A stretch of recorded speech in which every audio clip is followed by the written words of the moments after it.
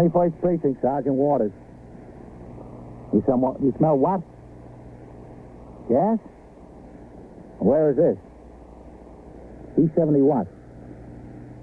On what floor? You are in the muster room at the 21st Precinct, the nerve center. A call is coming through. You will follow the action taken pursuant to that call from this minute until the final report is written in the 124 room at the 21st Precinct. You'll have assistance right away. Yes, sir. Right away. No, just stay where you are. The officers will be right there. 21st Precinct. It's just lines on a map of the city of New York. Most of the 173,000 people wedged into the 9/10 of a square mile between Fifth Avenue and the East River wouldn't know if you asked them that they lived or worked in the 21st. Whether they know it or not, the security of their homes, their persons, and their property is the job of the men of the 21st Precinct. The 21st. 160 patrolmen, 11 sergeants, and 4 lieutenants, of whom I'm the boss. My name is Cronin, Vincent P. Cronin. I am captain in command of the 21st Precinct.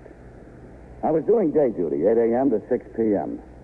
Immediately after I turned out the platoon, I went down to the 6th Division office at the 17th Precinct, 163 East 51st Street, where Inspector McBride had called a conference of all precinct commanders in the division in connection with the enforcement of certain new regulations of the State Liquor Authority.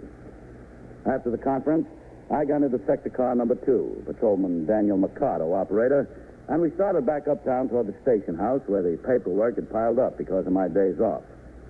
When we got within the boundaries of the precinct, I instructed Mercado to go uptown on First Avenue so that I could check on some complaints that some new construction was unduly blocking traffic. And I had a lot of trick questions, Captain. You know, that could be answered logically either way, on the true and false especially. Like, an automobile accident occurring in a public garage and resulting in personal injury shall be recorded as a vehicular accident impersonated. Why'd you put down for that? I put down false because it didn't happen on the street. Only if it happens on the street between building lines is it recorded as a vehicular accident. Otherwise, it's a straight aided case. That's right. How do you think you made out, Mercado? Well, pretty good, I think, Captain. I can tell you more when the answers come out. I'm sure glad it's over, though. All that studying's rough. Yeah, it takes a lot of studying. That's the biggest jump, patrolman to sergeant. There's lots of competition. I know it. Do you know how many wrote the examination?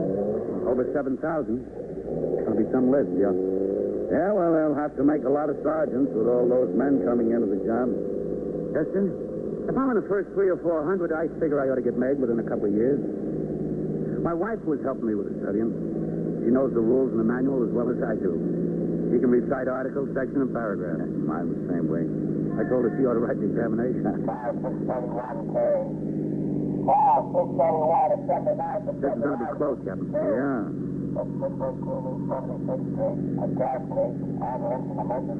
What'd he say? A gas case? Yes, sir. Okay, Mercado.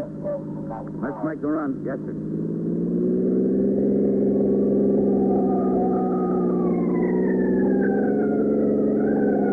Mercado turned east on the next street to avoid traffic and went up York Avenue to 76.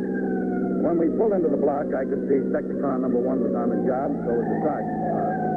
There was no sign yet of either the ambulance or the ESD car. 618 was a 5-story tenement building. A few passerbys and neighbors were beginning to gather on the sidewalk despite the cold wind.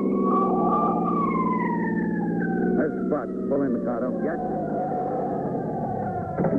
Let's go. Right with you, Captain. That's either ESD or the ambulance coming now. Yeah, keep the sidewalk clean, Mercado. Keep them off the stoop. Yes, sir. All right, folks, let's get through here. You, come on, let's get back off the stoop. Mercado. Yes, sir. Keep the people away from those doorbells. Okay, Captain. Now, look, I told you to get off the... Sergeant Waters? Captain Cronin? Second floor, Captain. Right. Molly! Yeah, Molly! What is wrong up there? Not up there, Sergeant. Sergeant? Get back, Captain. All right. Anybody home in there? Open up. This is the police. What is it, Sergeant? It's me, Captain. We haven't been able to locate it. Sure can smell it. Yes, sir. Open up in there. Well, I guess nobody's home here, Captain. We've been hitting every door. I sent a man up to the 3rd and noticed to the 5th floor. We're calling everybody out. I don't think it's on this floor. Polly! You did okay? He's on the fourth floor, Captain. The whole hall smells of gas. There's no telling where it comes from. Who put in the call? Super. Tenant smelled gas in the hall and she rang in. How about the main feed line? I sent a man into the basement with the super to turn out the valve. Good. Come on, folks. Move. Don't stand there and talk about it. Out on the street. Now get on the sidewalk. You folks open your windows on your doors. Out of the building. Come on, Sergeant. Yes, sir. Anybody covering the third floor yet? No. I told these people to clear out. It's not them. Here, let's try that one. Smells pretty strong here. Police officers, open up in there. Police officers, open up. This could be it, Captain. Open up. Polly. Come on, down here. This is it, I'm sure. What do you want to do, Captain?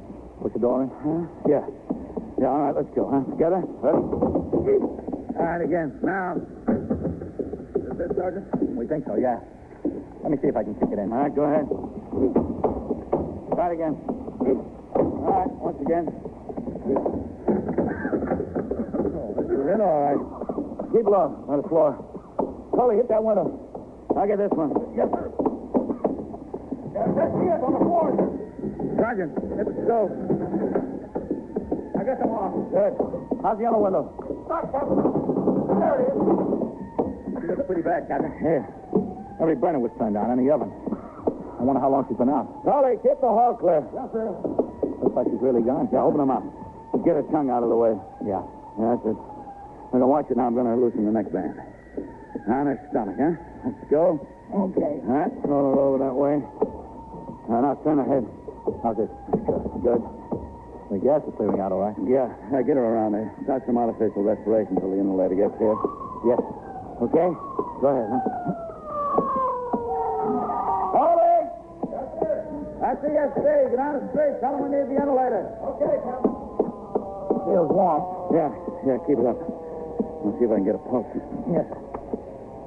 Anything? Can't find anything. I don't think she could have been out too long. No, it might have been just long enough. Watch it there. Keep her head clear. Okay. It's getting kind of cold in here, Captain. My legs ought to be covered, at least. How about my coat? Now you keep working. I'll use mine. I'm not getting anything. Now keep it up. All right, you ready? Here goes. Now watch it. Go ahead. All right. That'll warm her up. Yeah. There you go, in there. Emergency floor, Captain. All right, bring it over. All right, come on with it. Keep it up, Sergeant. We gotta get hooked up. Doesn't seem to have been out too long. It's warm, but couldn't find a pulse. Okay. All set? Let's get in there, Sergeant. Okay, come on ahead. Wrap the mask on.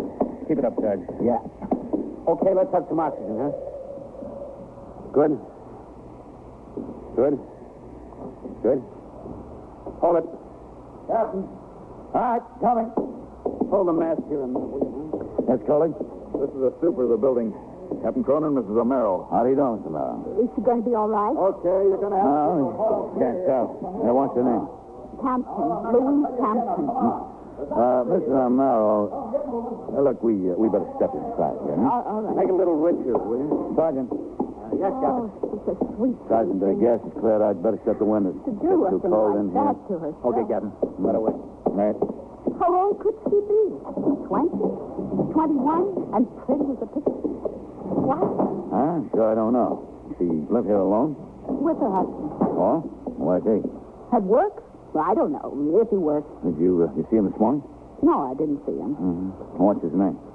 Mr. Campton. Yeah, his first name. Oh, Bill Williams. Yeah. Anybody see her around this morning? I didn't. I don't know about anybody else. Well, what happened? How'd you find out about this? Well, I was in my apartment downstairs in the basement. I was down there, and one of the tenants, Mrs. Thompson, she came down and knocked on the door. She said, Mrs. O'Merrill, you better come upstairs. There's something the matter. I smell gas in the hall, so I came upstairs.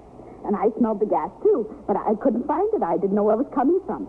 I looked on the third floor. I looked on the second floor. I looked on the first floor. It smelled like it could have been coming from any place. It was all over. So I figured the best thing to do was to get the police over here. Let them handle it. Yeah, that was the best thing to do. Let So him I handle it. went back downstairs in my apartment, and I called. You don't know where the husband works, Mrs. Merrill, where he can be located now? No, I don't know. How should I know? All I know is he pays the rent. That's all. Does she have any other family? Well, I never saw nobody. How long they lived here? Oh, 3-4 months, that's all. In the fall they moved in. September, October. I could check for you. I could check on it. I've got my rent receipt books downstairs. No, it'll be all right. Captain, you want to look at this? Huh? There was a note on the sideboard over there. Oh, yeah, I see it. Sure eliminates any possibility of an accident. Yeah. Yeah, sure wasn't much possibility of an accident, not with all 4 burners and the oven on. No, sir. I guess there wasn't. All right. Save it for the detectives, huh? Yes, sir. Oh, a pretty young thing like that. How could she do it? How could she do it to herself? There must be something wrong with her in the head. I always figured it was something like that. She don't talk to nobody. She just goes in and out and doesn't even say hello, husband. Mm-hmm. Never talks to anybody. Captain. Yes. We're getting some response. No, excuse me. Yes, do it. You gonna be all right? Breathing naturally. I got some pulse. Well, that's good. I don't know how good it is. Both the breathing and the pulse are pretty weak. Aren't you gonna keep up the oxygen? Yes, sir. I want to change the mixture. That's the ambulance. I hope there's a surgeon aboard. A shot of stimulant wouldn't hurt. She's not conscious, is she? No, sir, not yet, but she's liable to come around any minute. Good work. We were just in time, I think. She's lucky. Yeah. Yeah, but I don't know whether she'll think so. You are listening to 21st Precinct, a factual account of the way police work in the world's largest city. If you're enjoying the holidays during this between Christmas and New Year's week, don't be careless when you're driving. Roads may be slippery, the days are shortest, and the nights longest at this time of year. Death takes no holiday when he comes upon the careless driver. This has been a public service message from CBS Radio. Now back to 21st Precinct and Captain Cronin. The ambulance, fortunately, did have a doctor aboard. As the emergency service patrolman continued to administer oxygen to the gas victim, Mrs. Louise Campton, the surgeon made a preliminary examination. Under his supervision, the inhalator treatment was continued for another 40 minutes before it was felt she was strong enough to be moved to Beth David, the nearest hospital. Meanwhile, Detectives DeLuca and Goldman of the 21st Squad arrived to take charge of the investigation.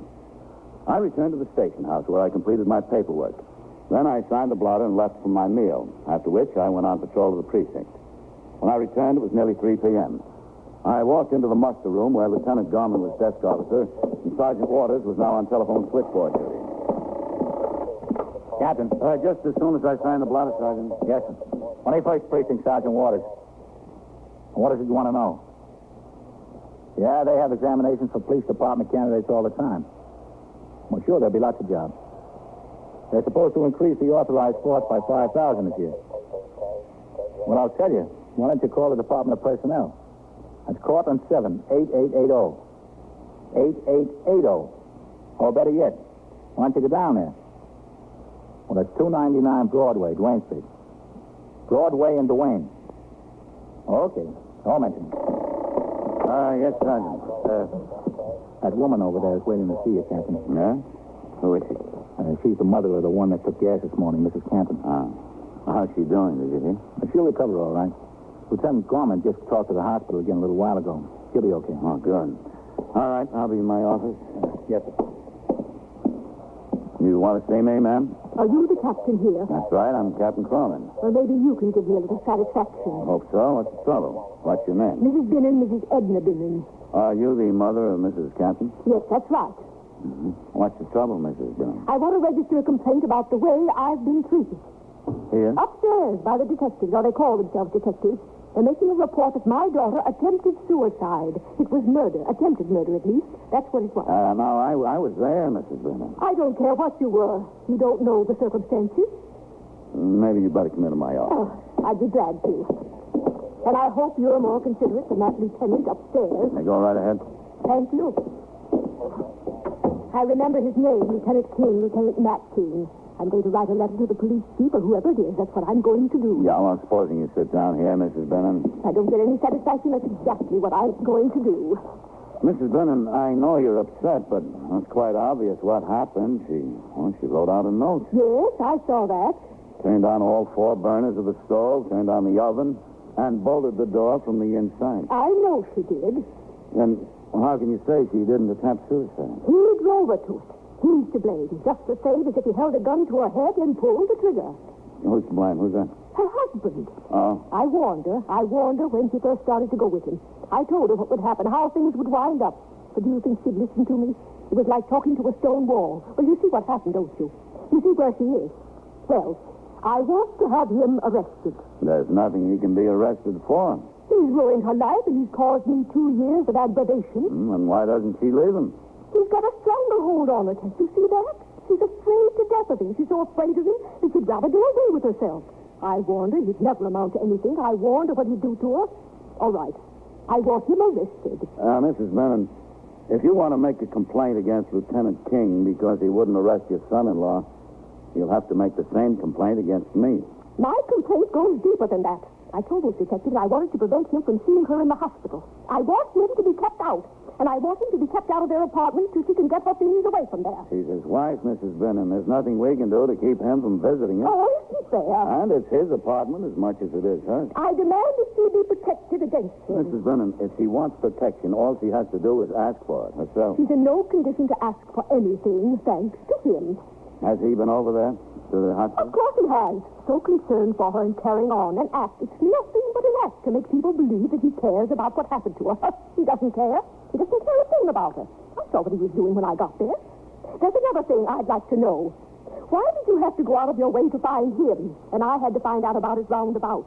I'm her mother, after all. Well, if the detectives hadn't been able to get in touch with Mr. Campton, they'd probably notified you. I'm the one who should have been notified in the first place. The husband is considered the next of kin. Well, where did you get that information? I never heard of it. It's the law. It surely shouldn't apply in this case. You know what he did?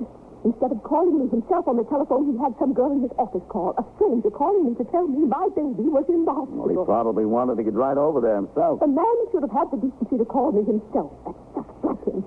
Well, I'll tell you, Mrs. Brennan, it seems to me the detectives handled everything in a correct manner. I can't tell you not to make a complaint, but I think you'll only be wasting your time and theirs and, well, a lot of other people's time if you do. All right. If that's all the satisfaction I'm going to get. I don't think you'll get more anyplace else, Mrs. Brennan. I'll be at the hospital in case you change your mind. I've nothing to change my mind about, Mrs. Brennan. Well, we'll see about that. Goodbye. Goodbye, Mrs. Brennan.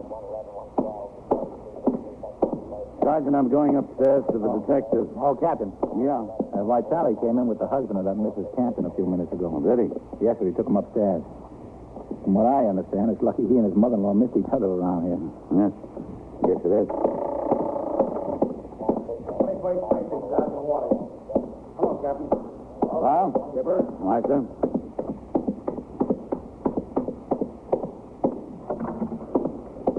Hello, Captain. How's that? Lieutenant King's office? Yes, sir. He's in there. Yes. Captain Cronin. Oh, Matt? Captain. This is Captain Cronin, Mr. William Campton. Mr. Captain. Hello? Sit down, Captain. Thanks. I just met your mother-in-law, Mr. Campton. Oh, yeah? Then you can understand what's been going on. I met her, too, Captain. So she told me, man. We had quite a session. Doesn't seem very fond of you, Bill. Oh, that's the understatement of the year. She thinks I'm the worst thing that ever came into her life. When Louise and I got married, it was the tragedy of the century. Well, what's the story, Bill? No, there's no story. You've got an idea what made her turn on the gas, haven't you? Well, she's been threatening to do it for a year. I never believed her. I didn't think she meant it. This note sounds like she meant it. Bill, darling, I'm sorry. I love you too much. I can't be without you. Please forgive me. Can I see that, please? Sure. That's her writing, isn't it? Yeah, it's her writing. What does she mean, I can't be without you?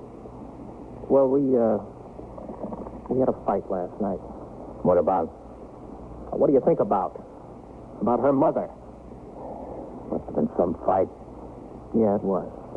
You told her you were going to leave her. Yeah, look, Lieutenant, I'm nuts about her. I really am. You can see that, can't you? Can't you, Captain? Well, then why did you say you wanted to leave her? You got no idea what I've been through the last 2 years. That old lady has been making our lives miserable. She keeps telling Louise that she's got no business being married to a guy like me. She says I'm nothing. A lousy salesman that just barely got through high school. She says Louise is entitled to a lot more. The old lady kept interfering in our lives. She was always wanting to give her things, furniture and money and clothes. That sounds pretty generous. Oh, there wasn't anything generous about it. She just did it to show me up. Every time she gave Louise something, there was a a moral that went with it. Now, your husband should be doing this for you, she'd say, but look, your mother has to do it. Now, what kind of a husband is that? And she was just trying to break us up, that's all. I don't call that generous. Well, what did you do specifically to try to break you up? Everything. Everything she could think of. I'd tell Louise not to take anything from her. And then she'd come around and give Louise $20 or $50 or whatever it was, and she'd say, don't tell Bill about this. Go out and spend it. Have a good time. Have lunch at a nice place. Take one of your girlfriends. Go buy something for yourself. Well, this went on and on and on, and I was getting pretty sore about it. I was getting sore because the old lady was becoming like a stone wall between Louise and me. You know, she'd tell Louise to lie to me.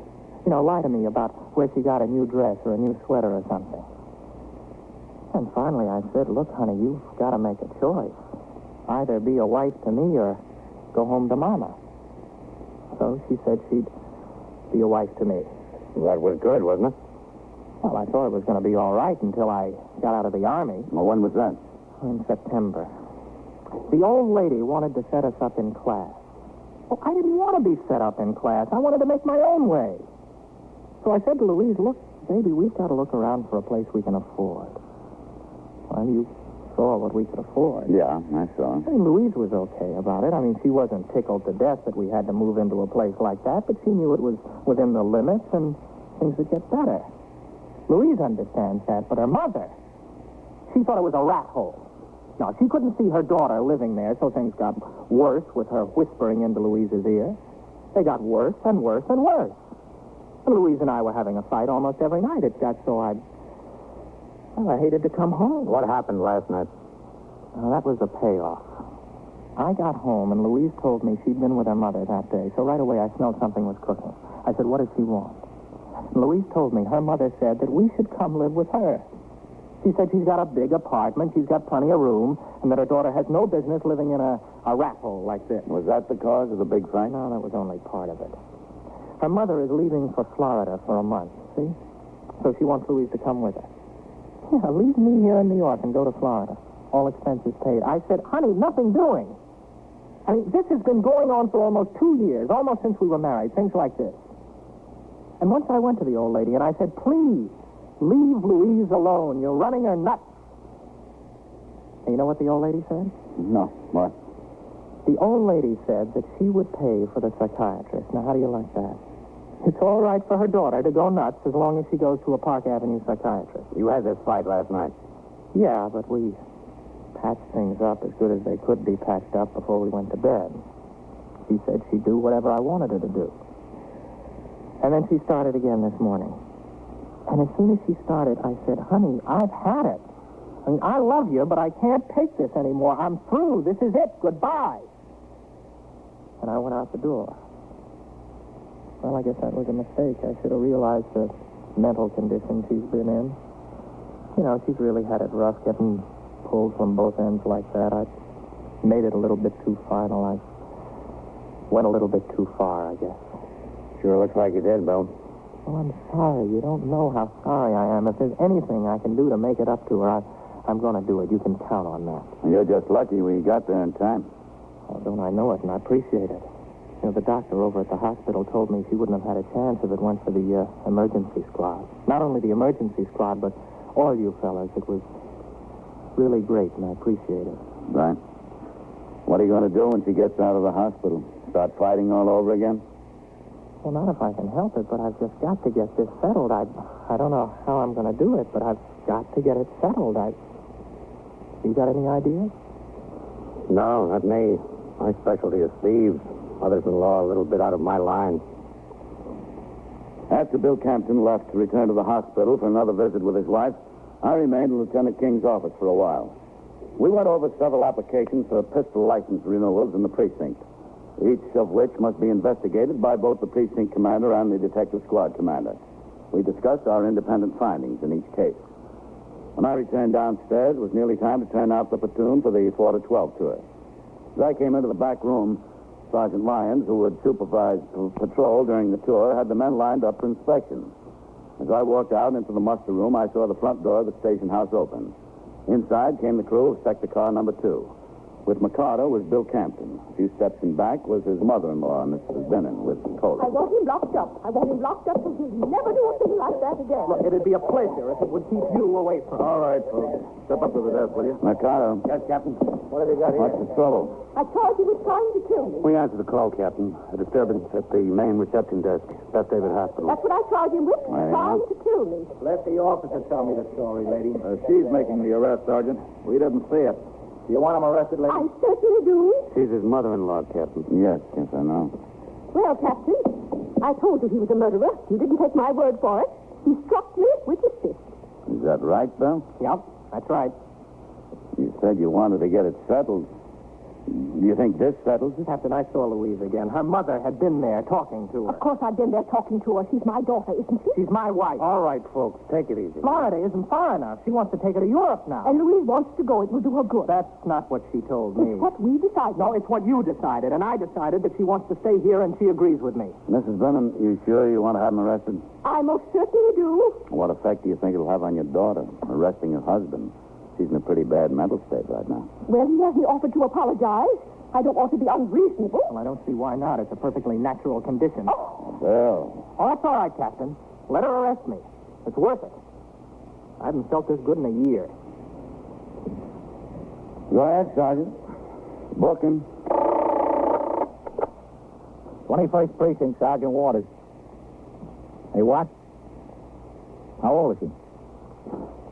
He beat up badly? And so it goes, around the clock, through the week, every day, every year. A police precinct in the city of New York is a flesh and blood merry-go-round.